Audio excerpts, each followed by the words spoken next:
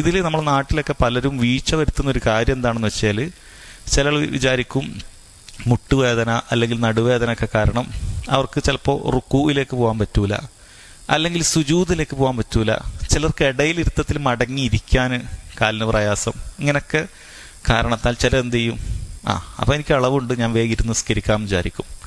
ഇതേ വ്യക്തി മസ്ജിദിലേക്ക് ചിലപ്പോൾ നടന്നു വരുന്ന ആളായിരിക്കും, അല്ലെങ്കിൽ അയാൾ വാഹനം നിർത്തിയിട്ട് നടന്ന് അങ്ങനെ വരുന്ന ആളായിരിക്കും. എന്നിട്ട് കസാല എടുത്തുകൊണ്ട് വരും പുറകിൽ, എന്നിട്ട് അത് കൊണ്ടുവെക്കും, എന്നിട്ട് വേഗം കയറി ഇരിക്കും, എന്നിട്ട് ജമാഅത്ത് നിസ്കരിക്കും. അങ്ങനെ ചെയ്യാൻ പാടില്ല. അറിവില്ലാത്തതുകൊണ്ടാണ് ചെയ്യുന്നത് അല്ലേ. നിസ്കരിക്കാൻ താല്പര്യം ഇല്ലാത്ത ആളാണെങ്കിൽ ഇത്രയും കഷ്ടപ്പെട്ട് മസ്ജിദിലേക്ക് വരുമോ? ഇല്ല, അയാൾക്ക് താല്പര്യമുണ്ട്, അതുകൊണ്ടാണ് ജമാഅത്തിന് വേണ്ടി മസ്ജിദിലേക്ക് വരുന്നത്. പക്ഷെ നമ്മൾ അവരിൽ കാണുന്നുണ്ട് ഇങ്ങനെ ഒരു പ്രശ്നം, അതുകൊണ്ട് മനസ്സിലാക്കുക, അങ്ങനെ ചെയ്യരുത്. നിനക്ക് നിൽക്കാൻ കഴിയുമെങ്കിൽ അത് നിൽക്കണം. അത് വേറൊരു റുക്കിനാണ് നിൽക്കുക എന്നുള്ളത്. അൽ ഖിയാമു അൽ ഖുദ്റ വേറെ റുക്കിനാണ്, റുക്കൂ വേറെ റുക്കിനാണ്.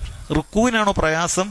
റുക്കൂ പോണ്ട, റുക്കൂ നിന്ന നിർപ്പിൽ ഇങ്ങനെ ചെയ്യാം, അല്ലെങ്കിൽ ഇരുന്നിട്ട് റുക്കൂ മാത്രം ഇങ്ങനെ ആംഗ്യം കാണിക്കാം, മടങ്ങാനല്ലേ പ്രയാസം, അങ്ങനെ ചെയ്താൽ മതി. ഇനി റുക്കൂവും കുഴപ്പമില്ല, റുക്കൂവിന് ഇങ്ങനെ പോകാൻ പറ്റും. സുജൂദാണ് പ്രയാസം, താഴേക്ക് പോകാൻ പറ്റൂല, അവിടെ ഇരുന്നിട്ട് സുജൂദ് മാത്രം ഈ രൂപത്തിൽ, ഇടയിലിരുത്തത്തിലേക്ക് ഈ രൂപത്തിൽ ഇത്ര പോയാൽ മതി, ഇത്ര താഴേക്ക് താഴ്ത്തിയാൽ മതി, ഇങ്ങനെ ചെയ്യുക. ചിലർക്ക് ആ സുജൂദിന്റെ ഒരു പ്രശ്നത്തിൽ തുടക്കം മുതൽ അവർ ഇരിക്കും, ചെയ്യരുത്. ഇനി ചിലവർക്ക് കുറച്ചു നേരമൊക്കെ നിൽക്കാൻ പറ്റും, എങ്കിൽ പണ്ഡിതന്മാർ പറയുന്നു ഫത്തഖുല്ലാഹ മസ്തതഅതും, സാധിക്കുന്നത്ര അള്ളാഹിനെ സൂക്ഷിക്കുക. ഒരാൾക്ക് തക്ബീറത്തുൽ ഇഹ്റാം നിന്നിട്ട് കെട്ടാൻ പറ്റുമെങ്കിൽ അയാൾ തക്ബീറത്തുൽ ഇഹ്റാം എന്ത് ചെയ്യുക, അല്ലാഹു അക്ബർ എന്ന് പറയാം. അധികരിക്കാൻ പറ്റുന്നില്ല, നിൽക്കാൻ പറ്റുന്നില്ല, വേഗം ഇരുന്നേക്കാം, കസാല പുറകിൽ വെച്ചോളൂ. ഒരാൾക്കൊരു ഫാത്തിഹ വരെ നിന്നിട്ട് ഓതാൻ പറ്റും, പിന്നീട് പറ്റുന്നില്ല എങ്കിൽ പിന്നീട് ഇരുന്നാൽ മതി. അപ്പൊ സാധിക്കുന്നത്ര ആൾ നിൽക്കണം, എന്നിട്ടാണ് ഇരിക്കേണ്ടത്.